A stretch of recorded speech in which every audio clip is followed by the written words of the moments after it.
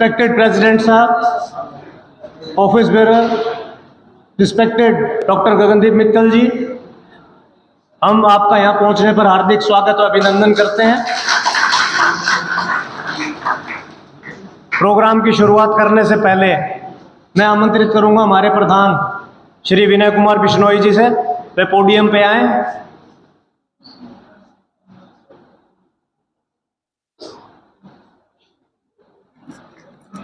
Honorable Additional District Session Judge Dr. Gagandeep Mittal ji, respected Secretary, Office Leaders and respected members of this bar, मैं आज इस programme के मुख्य वक्ता doctor Gagandeep Mittal जी का हमारी बार में पहुंचने पर स्वागत करता हूं और हार्दिक अभिनंदन करता हूं। जितनी बार भी मैं जज साहब से मिला हूं, हमेशा उनका एक बड़ा कंसर्न रहा है कि यंगस्टर्स लॉयर्स को प्रमोट करना चाहिए, और जब भी मेरी इनसे बातचीत हुई है ये खुद ही कहते हैं कि मेरी कोशिश रहती है कि मैं यंगस्टर्स को रिलीफ दूँ।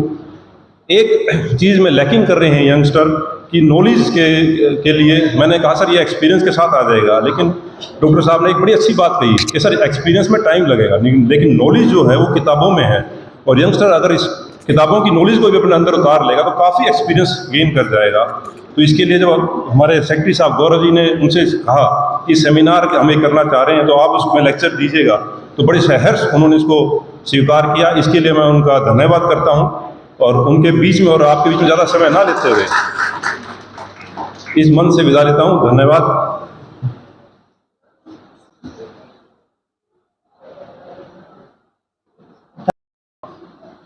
इस प्रोग्राम को आगे बढ़ाते हुए मैं आमंत्रित करूंगा आज के हमारे की speaker doctor Gagandeep Mittal, honourable additional district and session जज हिसार, वह मंच पर आएं और संबोधित करें। तो प्रधान जी, कार्यकारिणी के सदस्य और मेरे वकील साथियों, बार में आना हमेशा ही मेरे लिए एक प्लेजर होता है, to be very honest. So I don't leave any opportunity whenever I get to come to the bar. So when secretary साहब came to me and asked for this proposal, so I readily accepted it because I also wanted to learn these things because they are as new to you as they are to me. So today, without doing any formal introduction about the new laws, I will tell you that most of the things are the same, but still there are certain changes which have been incorporated in the new laws just because of, and all those changes are either driven by the Supreme Court judgments which have been passed in the earlier times, उनको देखते हुए उनको main body में law के अंदर assimilate कर दिया, या कुछ चीज़ों को जो लेजिस्लेचर ये मानता था कि प्रेफरेंस देनी चाहिए उनको आगे कर दिया। सपोज अगर हम आईपीसी की अपनी पुरानी स्कीम को देखें तो हमारे जो रिडंडेंट मान लीजिए या कम यूज़ होने वाले सेक्शंस हैं जो वो आगे थे, पब्लिक सर्वेंट, ये वो जो ह्यूमन रेडी से ऑफेंसेस थे जैसे 302, 307, 376, that came in the latter part of the body, but now according to the wisdom of the legislature they should come in the front. So अब वो जो सारे सेक्शन है, जैसे रेप के सेक्शन है 100 तक, सारे सेक्शन जो हैं हीनियस क्राइम्स थे वो असिमिलेट कर दिए हैं। दूसरा कारण जो इन चेंजेस का रहा है, जो सेक्शंस बाद में चैप्टर्स ऐड हुए, जैसे प्ली बार्गेनिंग है जो मेन बॉडी में नहीं था, लेकिन बाद में अब नई आईपीसी में they have been given a proper place, and that is the reason that the sections numbers have been changed. अब अगर हम बात करें कि न्यू लॉस में सब्सटेंशियली क्या चेंज है, if we talk about IPC, let us talk about first CRPC because we are more concerned about CRPC sections। तो पुलिस आमतौर पर लगा के लाती है, तो हमें we are more bothered about the CRPC कि CRPC में सब्सटेंशियली क्या चेंज है। तो सबसे पहली जो इम्पोर्टेंट चेंज है कि जो JMIC की पावर 10,000 तक की थी फाइन की, that has been increased now 50,000। Number 2 जो चेंज है जो आप लोगों के लिए भी काम की है, याद रखने की है कि कोई भी आदमी जिसकी उम्र 60 साल से ज़्यादा है या इन्फर्म है या लेडी है, उसकी अरेस्ट और ऑफेंस जो है वो 3 साल या 7 साल तक है, उसकी अरेस्ट नहीं होगी unless and until it is asked by the superior officer। उसको प्रॉपर परमिशन से ही अरेस्ट किया जा सकता है उसके घर से, अदरवाइज नहीं।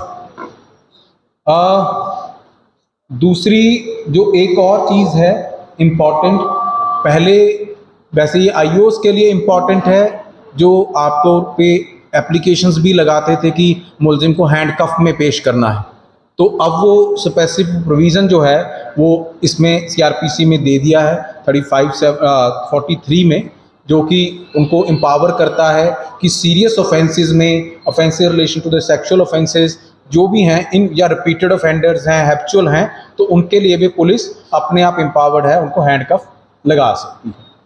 अगर टेक्नोलॉजी और एक मेजर चेंज जो तीनों लॉस में आई है वो ये है कि they have been made in conformity with the IT act. हमारे पास पहले से अमेंडमेंट्स हैं, लेकिन अब उनको, क्योंकि इन्होंने सेक्शन 3 की डेफिनेशन एविडेंस एक्ट में भी चेंज कर दी और उसमें as a document, as an evidence में ऐड कर दिया इलेक्ट्रॉनिक एविडेंस को, तो वो सारी डेफिनेशन के चेंज होने के कारण जितनी भी जगह पे इलेक्ट्रॉनिक एविडेंस था वो सारा अब एक तरह से मेन बॉडी में शामिल है। तो सम्मनों की भी सर्विस जो है वो प्रॉपरली हम बाय इलेक्ट्रॉनिक मोड अडॉप्ट कर सकते हैं। उसके लिए अभी रूल स्टेट गवर्नमेंट फॉर्म करेगी और उसके लिए कोर्ट में भी एक रजिस्टर का प्रावधान है और थानों में भी ये मैंडेटरी किया गया कि थानों में भी अपने सम्मन वारंटों का एक रजिस्टर लगाएं और उनमें एंटर करें कि किस किस के सम्मन वारंट, चाहे डिजिटली हैं चाहे कुछ भी है, और अगर डिजिटल एड्रेस पे उसके सर्विस है that will be deemed to be a proper service. Supposingly because आज आप जितनी भी फाइलिंग कर रहे हैं विद इन फोन नंबर्स कर रहे हैं, तो उसके नंबर पे जो भी सर्विस होगी so the summons will be deemed to be served.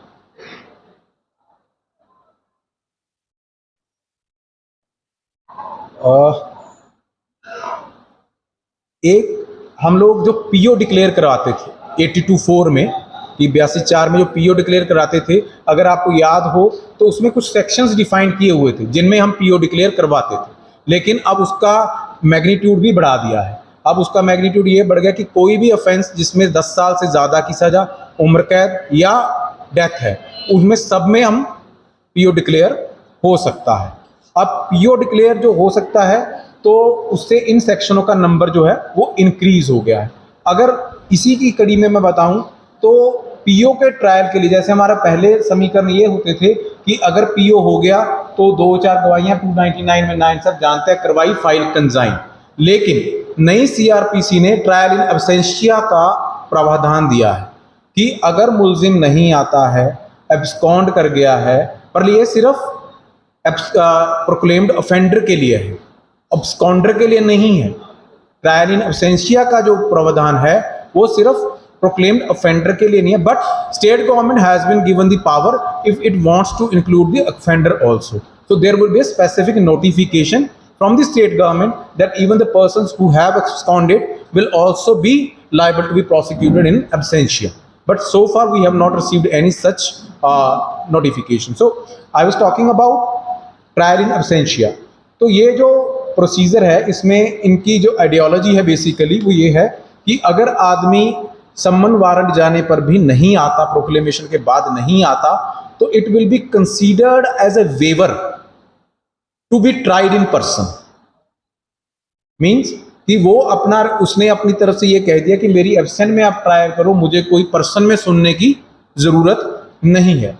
तो इस केस में क्या होगा कि चार्ज लगेगा, लेकिन इस मोड पे स्विच ओवर करने से पहले सेक्शन 356 में काफ़ी चीज़ों की रिक्वायरमेंट दी है कि कोर्ट कब 356 में एब्सेंशिया का पीरियड शुरू करेगी। उसके लिए जैसे कि 6 महीने का कम से कम 90 दिन चार्ज लगने के बाद हम ट्रायल शुरू करेंगे absentia.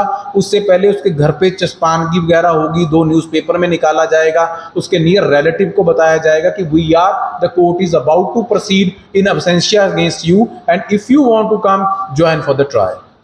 But if after exercising all these measures accused doesn't turn up, then the court is free to proceed in absentia. If he has not been represented by a lawyer, he will be represented by a lawyer at the state exchequer. तो उसको lawyer, suppose एक accused है वो कभी आया ही नहीं, उसने वकील तो करना ही क्या था, तो उसके लिए डीएलएसए से लॉयर कोर्ट अपॉइंट करेगी, फिर वो उसके बिहाफ पे इन एब्सेंस में उसके गवाहों का क्रॉस करेगा। इसमें एक एरिया ये है कि मान लो 5 गवाह हो गए और उसके बाद वो अक्यूज पकड़ा जाता है और वो आके रिक्वेस्ट कर सकता है कोर्ट को. It is the liberty with the court whether to allow him to cross examine the witnesses और नॉट. But this area is there. But एक जो बेसिक चीज इसमें ये है मेन, कि अगर वो आदमी नहीं आता और उसकी कन्विक्शन भी हो सकती है इन एब्सेंशिया और गिल्टी होल्ड करके उसको सजा हो सकती है. और अगर उसकी अपील भी तभी मान्य होगी हाई कोर्ट में या कोर्ट में कि अगर वो इन पर्सन आके अपील फाइल करे. इन एब्सेंशिया अपील फाइल नहीं हो पाए. और अपील भी तब तक है अगर वो इन पर्सन आके डाले, और वो भी 3 साल तक. अगर एब्सेंशिया में जजमेंट हो गई और 3 साल तक वो नहीं आया तो उसका अपील का राइट भी चला जाएगा. बाकी साल में थोड़ा नीचे ऊपर हो सकता है, वो सेक्शंस प्लीज आप लोग गो थ्रू कर लेना. मैं जितना पढ़ के आ सका मैं उसके हिसाब से बता रहा हूं.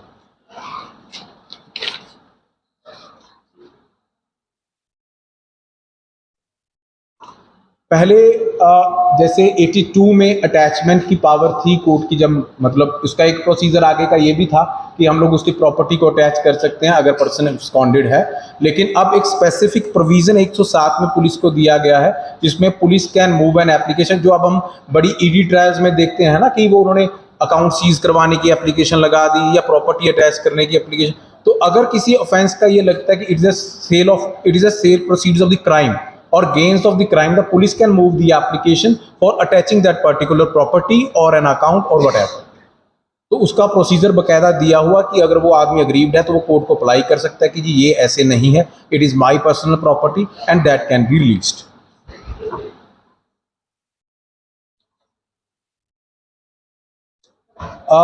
पुलिस अगर एक मेजर एस्पेक्ट इसका न्यू लॉस का ये है कि the police power has been increased. There are specific provisions which have been given in the new codes which empower the police to take immediate measures.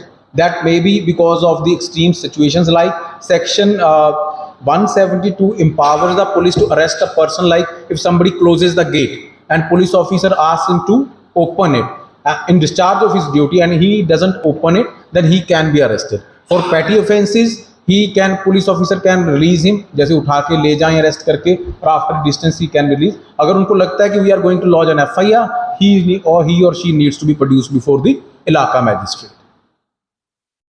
0 FIR हम पहले सुनते थे, now it is given in the code और section 173 में कि 0 FIR laws करना police के लिए मैंडेटरी है, irrespective of the jurisdiction of the crime. If somebody goes and the offense is cognizable, the police is bound to register the FIR.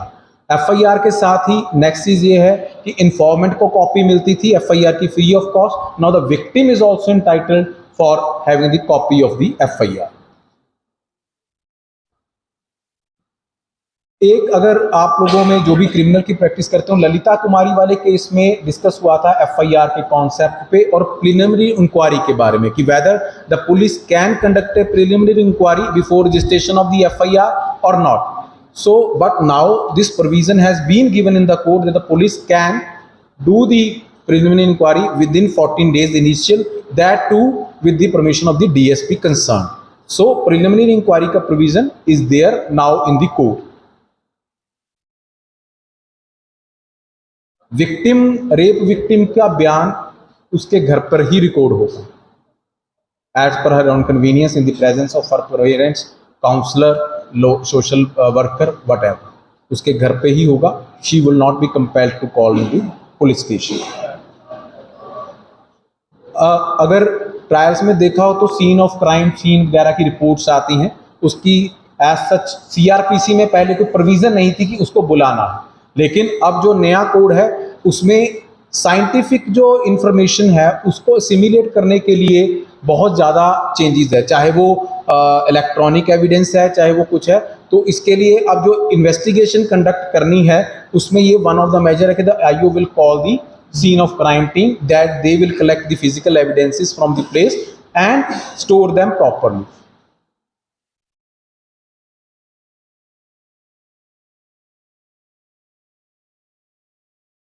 अगर medical examination के लिए पहले कोई पीरियड प्रोवाइडेड नहीं था, लेकिन जो भी आप मेडिकल ऑफिसर्स हैं they need to provide the copy of the examination report within 7 days to the IO, who will further forward it to the इलाका मजिस्ट्रेट और इलाका मजिस्ट्रेट.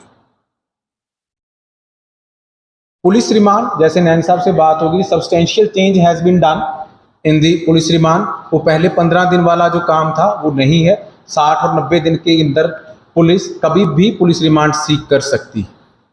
और प्रोवाइडेड 2 ही कंडीशंस हैं, आदमी वो बेल पे ना चला गया हो या उसकी बेल कैंसिल ना हो। अगर वो कस्टडी में है मतलब तभी है, अगर उसकी एक बार बेल आउट हो गया तो the application for remand can not be based.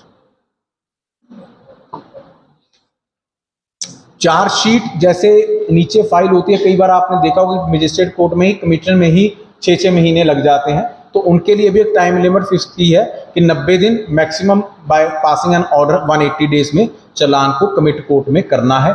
और जो भी कोर्ट में चालान आता है उसकी जिम्मेवारी बनती है कि वो 30 दिन के अंदर अंदर 90 दिन के अंदर अंदर उसको कॉपी सप्लाई करें और उसका चार्जशीट फ्रेम। अगर याद हो फर्दर इन्वेस्टिगेशन की एक प्रोविजन होती थी, जजमेंट लॉ था, तो उसमें कि फर्दर इन्वेस्टिगेशन लॉ जहां तक मुझे याद है नैन साहब, तो इसमें यही कहते थे कि further investigation can be done by the police on 173 आर but with the at least information of the police, information of the court, कि कोर्ट को बता के आप कर सकते हैं कि अगर आपने 173 में जाना है। लेकिन अब स्पेसिफिक प्रोविजन इसमें डाल दिया है कि आप कोर्ट की परमिशन के साथ ही फर्दर इन्वेस्टिगेट करेंगे once the chargesheet has been filed. और उसके लिए भी एक लिमिट है, 90 दिन के अंदर अंदर आपने उस परमिशन को लेने के बाद आपने उस फर्दर इन्वेस्टिगेशन को कंक्लूड करना है।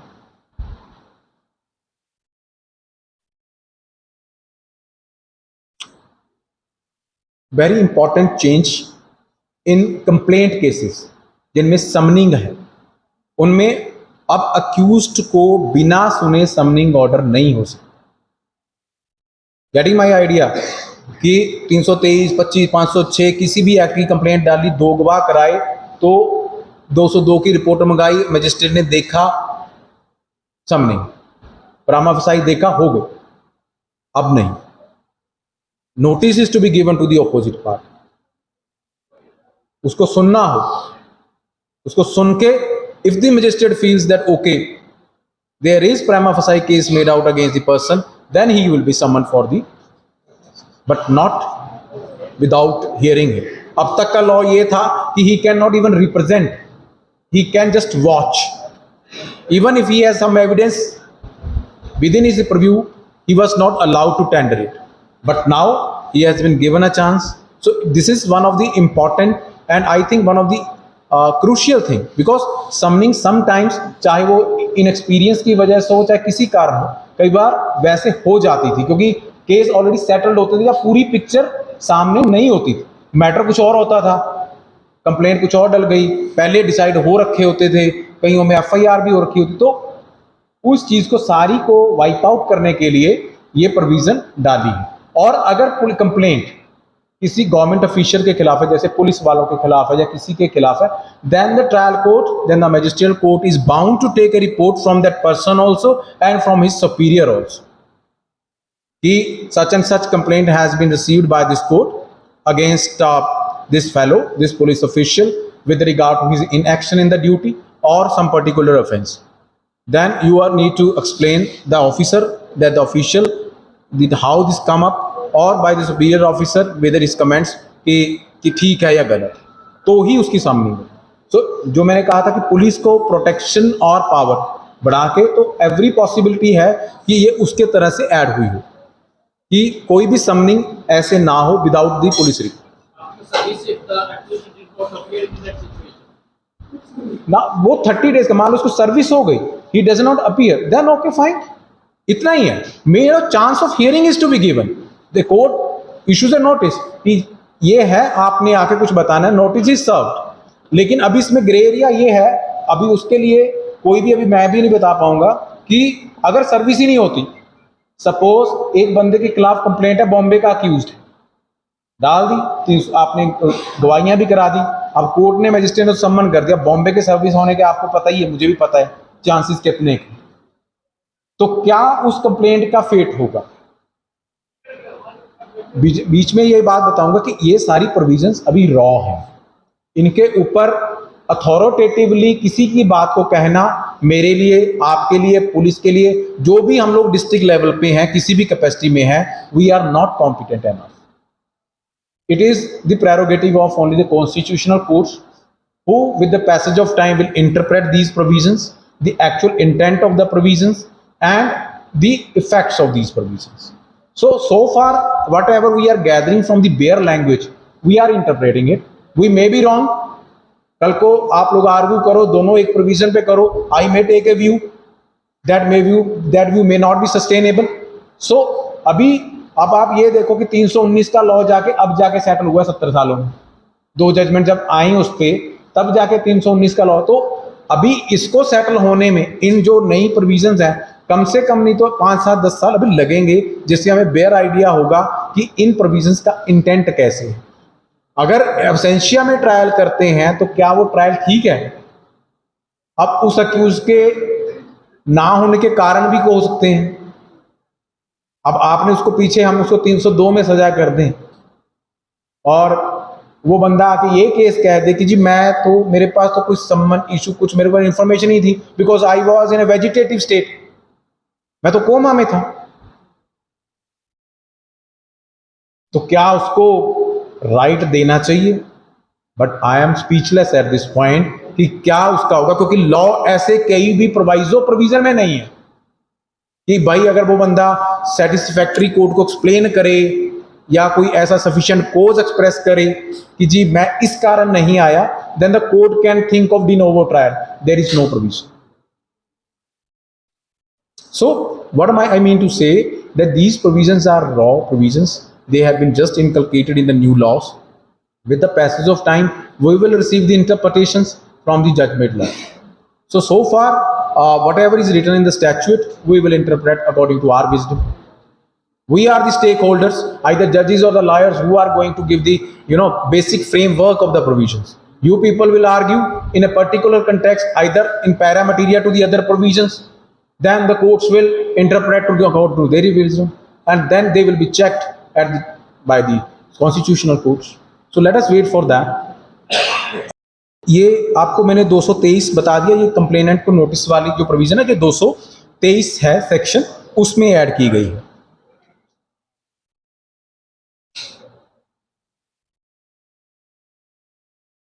चौदह दिन के अंदर अक्यूज को कॉपी सप्लाई करनी है. और एक अगर कंप्लेंट केस है, मान लो किसी ने कंप्लेंट डाल ली, अगर आपको ध्यान हो तो कंप्लेंट में जब समनिंग हो जाए, एक्यूज अपीयर हो जाता है, तो उसको कॉपी सप्लाई करनी होती है. मान लो कॉपियां बहुत ज़्यादा हैं, तो न्यू लॉज ने डिजिटल कॉपी सप्लाई करने का भी प्रावधान दे दिया है.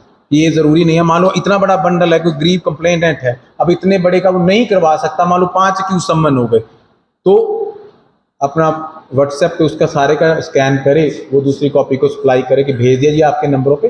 That is a sufficient compliance of the provision, जो पहले 208 थी.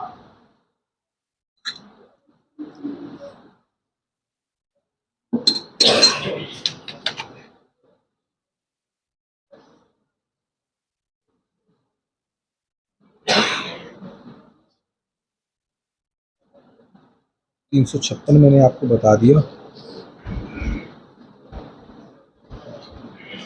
बेल पहले सीआरपीसी में डिफाइंड नहीं थी, अब पहली बार इन्होंने बेल को डिफाइंड किया, बेसिकली टेम्परेरी सस्पेंशन कि जब तक बंदे की ट्रायल चल रही है. और बेल बॉन्ड और बॉन्ड को भी बता दिया. बॉन्ड मींस जिसको हम आज की डेट में अपनी जगह पर्सनल बॉन्ड कहते हैं. Bail bond means bond with sureties. तो आगे के ऑर्डर्स हैं, अभी तो हमें नहीं पता था, तो हमने नहीं लिखा. तो अगर बॉन्ड लिखा है तो it means he is to personal bond, and if it is the bail bonds to the tune of rupees इतने, तो it means bonds with the surety.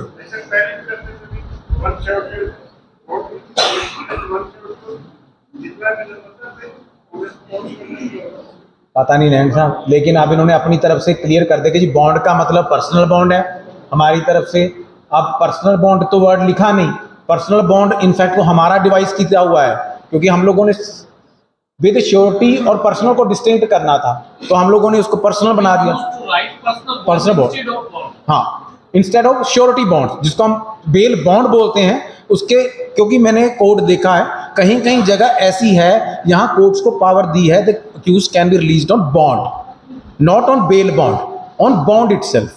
तो it means they want to convey us an idea कि अगर आपको ठीक लगे court को तो instead of surety bonds you can release the person on a bond only, personal bond.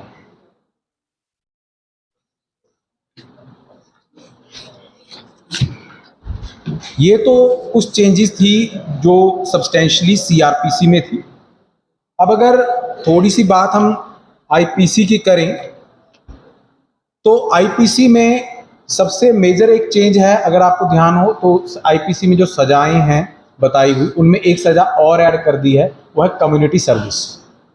मतलब अगर जो जेजे एक्ट की प्रोविजंस को पढ़े हों तो उसमें कम्युनिटी सर्विस होती थी, but it is one of the mode of punishment in now IPC also, and there are certain offences where the community service has been provided as a punishment only. So one mode of punishment has been increased कि fine, life, death, imprisonment, ये वो जो सारी punishments हैं उनमें से एक ये ऐड कर दी है in order to inculcate reformative aspect in the code. Rape cases जो एडवोकेट करते हैं उनमें आमतौर पे ये वर्षन आता है कि प्रॉमिस ऑफ मैरिज। तो प्रॉमिस ऑफ मैरिज वाला एज सच हमारे 376 में कहीं डिफाइन नहीं होता था कि प्रॉमिस ऑफ मैरिज के ऊपर सेक्सुअल इंटरकोर्स करना क्या रेप में आता है कि नहीं आता, but now a specific provision has been given कि अगर उसकी कंसेंट डिसीटफुल मीन से ली जाती है, प्रॉमिस ऑफ मैरिज से ली जाती है, तो there is a section in the CrPC in the IPC section 69 that is an offence specifically. Otherwise we will term it a story usually कि ये कि मेरे साथ शादी का वादा किया and thereafter he entered into a physical intercourse, but now even these allegations constitute an offense. Snatching 379A 379B which were earlier session trial cases, no longer session trial cases, they are now magistrate trial cases. But because 379A and 379B were state amendments, they were not in the parent body of the act. So let us see whether the state is going to make them again session triable or not. But still new FIR में 379 जो था theft वाला था, उसके साथ snatching जो add किया है तो उसमें वो मजिस्ट्रेट ट्रायल है।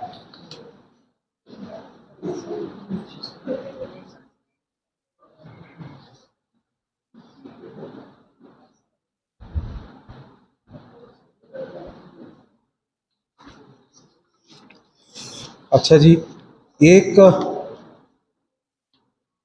अगर देना please, thank you. Organised crime जो सिंडिकेट बेस्ड क्राइम है उसकी कोई प्रोविजन पहले सीआरपीसी में नहीं थी, लेकिन अगर आप लोगों ने अभी रिमांड पेपर देखे हों तो कई रिमांड पेपरों में लिखा होता है उन्होंने कि ये सिंडिकेट है जी, क्राइम कार्टेल है जी, ये गैंग है जी, ये फलाना। तो उस तरह के एलिगेशंस के लिए उन्होंने स्पेसिफिक एक सेक्शन आईपीसी में सेक्शंस जो हैं वो 111 से 113 ऐड कर दिए हैं जो ऑर्गेनाइज्ड क्राइम से हैं, मतलब आइसोलेटेड क्राइम नहीं है, ऑर्गेनाइज्ड है, जिसमें एलिगेशन है इसने रेकी की, इसने ये किया, इसने वो किया, इसने वेपन सप्लाई किए, इसने आगे वारदात को किया, तो उनको एक अलग ऑफेंस की फॉर्म में प्रेजेंट किया। पहले तो हम अलग से जो इंडिविजुअल सेक्शन थे 216 वाला है, ये रिकवरी वाला है, इस पे आर्म्स एक्ट लगेगा, नहीं, अब इन्होंने चेंज कर दिया। ऑर्गेनाइज्ड क्राइम की अगर डेफिनेशन में वो आते हैं तो उनकी पनिशमेंट भी ज़्यादा है और उनकी सेक्शंस भी अलग है। वो सेक्शंस ऑर्गेनाइज्ड क्राइम के जैसे 149 था वैसे लगे।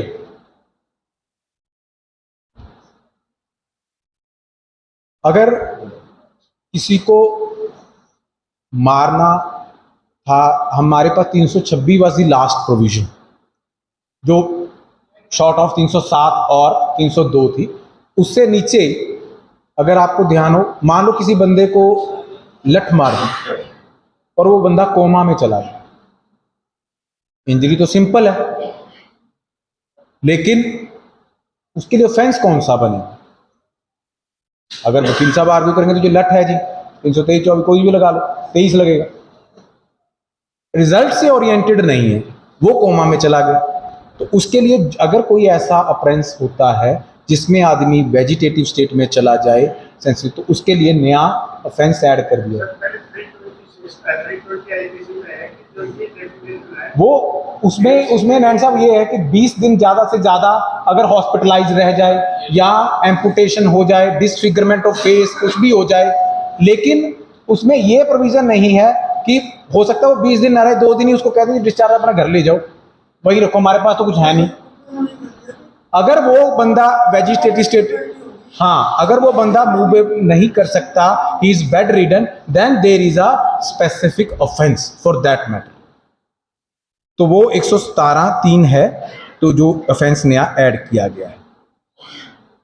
सेक्शन सेडिशन का था वो डिलीट कर दिया, उसकी जगह पे 152 आईपीसी की कोई भी ऐसे बयान देना जो गवर्नमेंट ऑफ इंडिया के खिलाफ हो, तो उसके लिए ऐड किया है।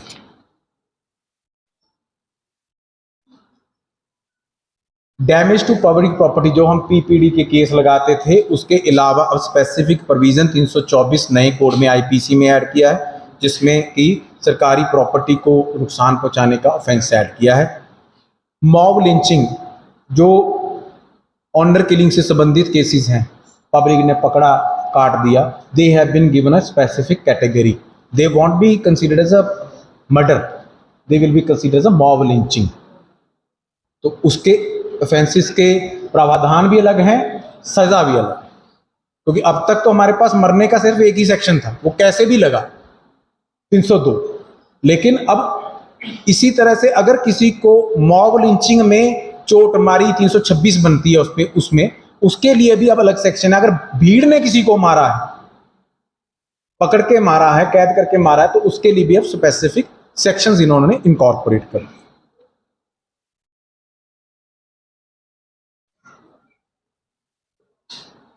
$5,000 से नीचे की चोरी, फर्स्ट टाइम ऑफेंडर, उसके लिए सजा सिर्फ कम्युनिटी सर्विस। मान लो किसी ने छोटे, जैसे मैजिस्ट्रेट कोर्ट में होता है, किसी ने बीड़ी का बंडल ही उठा लिया, किसी ने कुछ उठा लिया, कुछ भी छोटी मोटी चोरी है, तो उसमें ध्यान रखें कि community service is the only service. तो कन्फेशन करवाया जा सकता है, अगर उसको निपटाना है, कह के जी कर दो, लगा दो 15 दिन की ड्यूटी कहीं। So this can be one of the argument, because I am speaking on the side of the advocates now.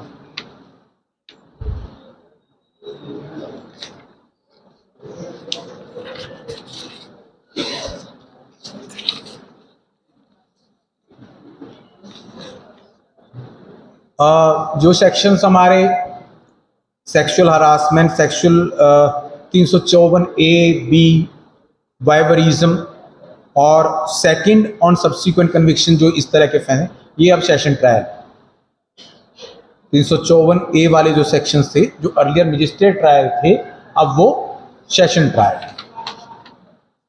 किसी भी व्यक्ति को 10 दिनों के लिए कैद करके रखना, वो एक aggravated form of wrongful confinement specifically add की गई।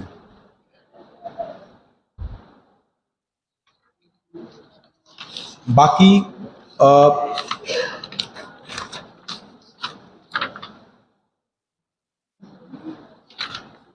कुछ सेक्शंस जो हमारे पुराने थे, जैसे आपको याद हो कि अटेम्प्ट टू कमिट सुसाइड का लगाते होते हैं, जैसे पुलिस कस्टडी में किसी ने मार लिया या वैसे कर लिया, तो 309 लगाते थे। अब 309 डिलीट कर दिया है, उसकी जगह पे एक नया सेक्शन ऐड किया है, वो मैं बता दूंगा आपको। वो देखिए उसका पर्पस, हाँ, वो है सेक्शन 226। वो उसमें उसका जो कंप्लेक्शन है सेक्शन का, वो चेंज कर दिया है कि अगर किसी पब्लिक सर्वेंट को डेटर करने के लिए आप मौत करने की, अपनी सुसाइड करने की आप कोशिश करते हैं, तो आपके ऊपर 224 लगेगा।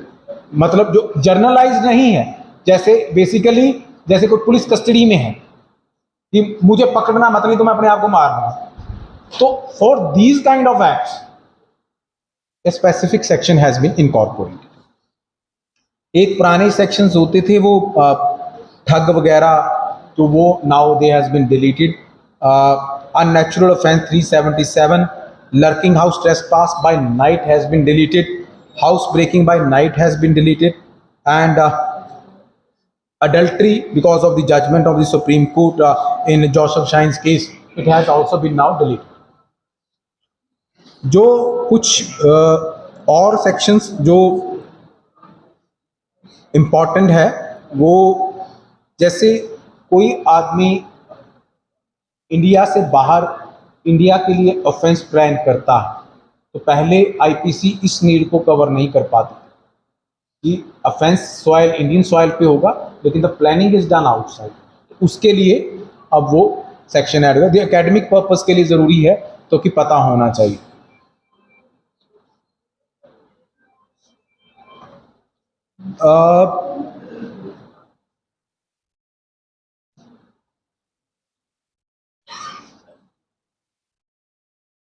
थेफ्ट की जो डेफिनेशंस हैं उनमें अलग अलग कैटेगरी दे दी है। पब्लिक ट्रांसपोर्ट में थेफ्ट, मंदिर में थेफ्ट, उन सब की सजाएं भी अलग अलग है। मूर्ति का चुराना वो भी एक अलग से है। गवर्नमेंट प्रॉपर्टी का चुराना,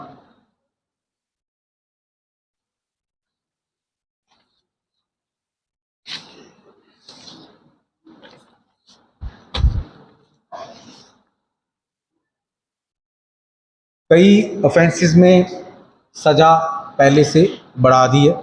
जैसे अगर हम बात करें 332 था, अब उनमें 3 साल थी 5 साल कर दी। 335 में भी इस तरह करके 4 साल कर दी।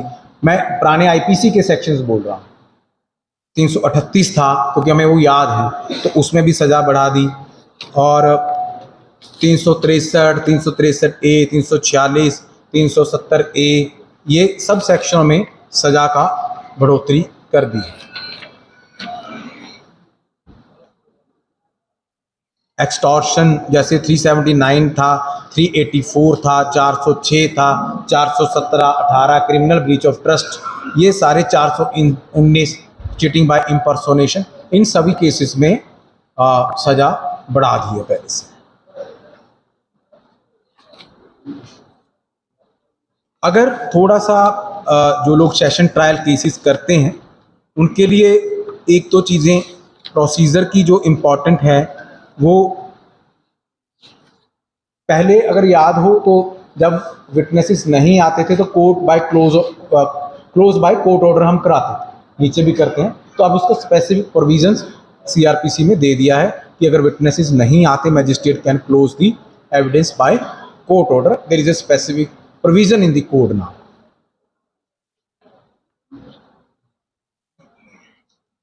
कंप्लेंट केस में अगर कंप्लेनेंट नहीं आते तो जैसे डीआईडी करते थे, लेकिन अब उसको 30 दिन का नोटिस देना ज़रूरी है कि भाई तू आया नहीं, 30 दिन का नोटिस आके अपनी कंप्लेंट का बता दे, चलानी है तो ठीक, नहीं तो हम डिस्मिस की पैरेलल प्रोविजन है।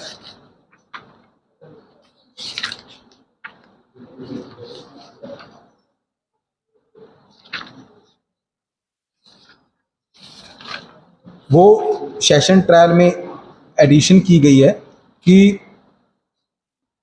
अगर, और ये भी बात है कि वो सर्विस जो कंप्लेनेंट को करनी है वो उसके मोबाइल फ़ोन पे भी की जा सकती है। ऐसा नहीं है कि उसको सम्मन सर्विस हो, अगर उसने कंप्लेंट पे अपनी मोबाइल नंबर लिख रखा है और उसको सम्मन भेज दिया, नोटिस भेज दिया, वो सब अगर नहीं आता तो कंप्लेंट कैन बी डिसमिस्ड।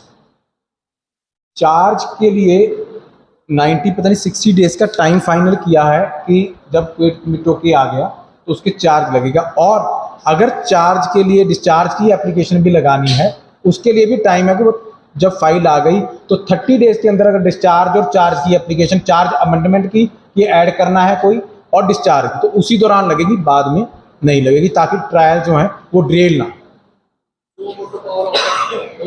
वो है।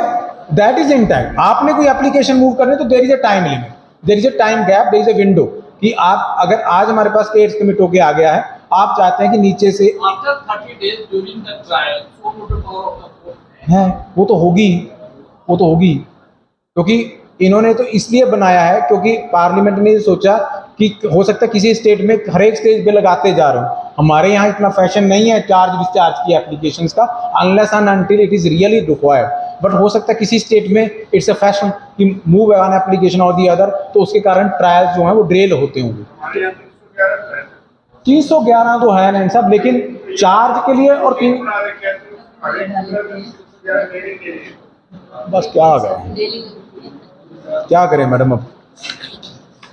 तो अगर एविडेंस में कोई लंबा चौड़ा चेंज नहीं है, एविडेंस में सिर्फ एक ही चीज़ जो ऐड की गई है मेनली, वो अगर आपको ध्यान हो कि सेकेंडरी एविडेंस की एक डेफिनेशन है, तो उसमें ओरल और रिटन एडमिशंस अगर बंदे की हैं तो वो सेकेंडरी एविडेंस के तौर पे दी जा सकती है।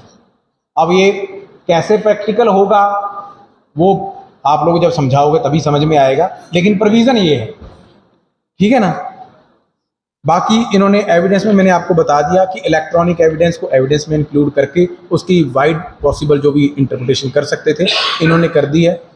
मेरी तरफ से इतना ही, मैं जितना पढ़ के आ सकता था मैंने बता दिया। बाकी अगर किसी को क्वेरी हो, मैं ये नहीं कहता कि दे दूंगा जवाब, पर कोशिश कर सकता हूँ। जी हैं जी, स्टिग्मा तो बाबूजी ऐसा है, स्टिग्मा ऐसा कोई कोड में इन्होंने नहीं लिखा कि अगर कम्युनिटी सर्विस होगी तो ये उसके तरफ मानी नहीं जाएगी, ऐसी प्रोविजन कोड में नहीं है। जेजे एक्ट इज डिफरेंट है, जेजे एक्ट का ऑब्जेक्ट डिफरेंट है। ये तो आप अगर फाइन को भी स्टिग्मा मानते तो है भाई, अगर एक अडल्ट बंदे को सर्विस कम्युनिटी सर्विस लगती है तो रिकॉर्ड में तो पुनिश्ड कन्विक्शन तो है ही ना उसकी, that is one mod of punishment only. कौन सा जी?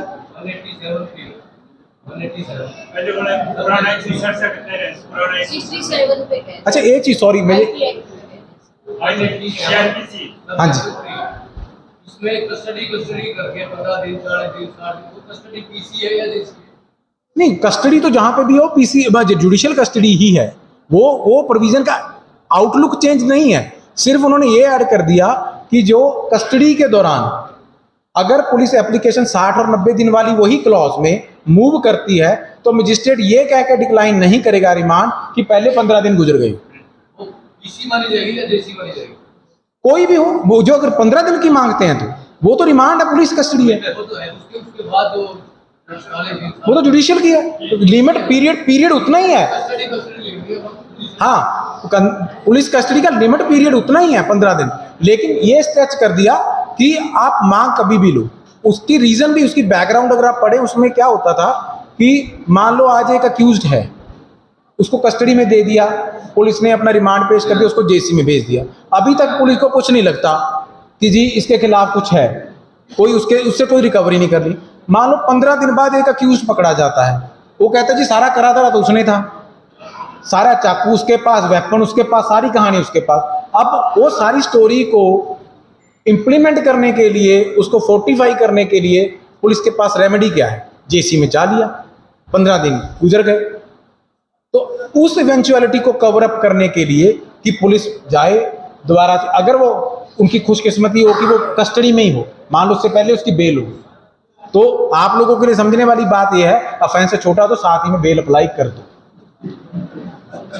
बस ज्यादा टेक्निकल ये रिमांड का आपने थोड़ा लेना है, आप वही मान लो। हाँ वो बाबूजी मैं इतना नहीं पढ़ पाया, जितनी पढ़ा मैंने आपको बता दी। बाकी जो इंटेंट थी वो मैंने बता दी, डेज वेज वाला आप देख लेना। बाबूजी अभी मैं वकीलों की तरफ से बोल रहा हूँ, मैं भी आपकी तरह कहूँगा, दे तो दे, ना दे तो ना सही। मैडम मैं प्रॉक्सो एक्ट पढ़ के नहीं आया और मैं अभी डील, मैं सिर्फ SC ST पे बुलवाना है वो बुलवा लो, वो मैं पढ़ सकता हूँ क्योंकि मैं वो हैंडल कर। हाँ जी 377 तो मैडम को जजमेंट आई थी सुप्रीम कोर्ट की, उन्होंने डिलीट कर दिया था, और बाद में एक जजमेंट और भी आई थी कि आर्मी वालों के लिए अभी 377 है। 377 अडल्ट्री आर्मी में एक पनिशमेंट है, एक एक्ट ऑफ उनकी तरफ से डिसग्रेस मानते हैं, पता नहीं क्या है, लेकिन हमारे यहाँ अडल्ट्री खत्म कर दी, लेकिन उनके यहाँ भी अडल्ट्री इंटैक्ट। ये है डिस्टिंक्शन। 377 मैडम उसमें सेक्शन अभी डिलीट कर दिया मेरे ख्याल में, और नया सेक्शन उसमें कोई ऐड नहीं किया। नहीं बाजी कुछ और thank you very much for this patient hearing. बाकी कुछ रह गया हो तो आई एम देयर, कभी भी बुला लेना। संधि के लिए क्लास लगाई है। Very much, Dr. Sir, for your kind words, informational lecture.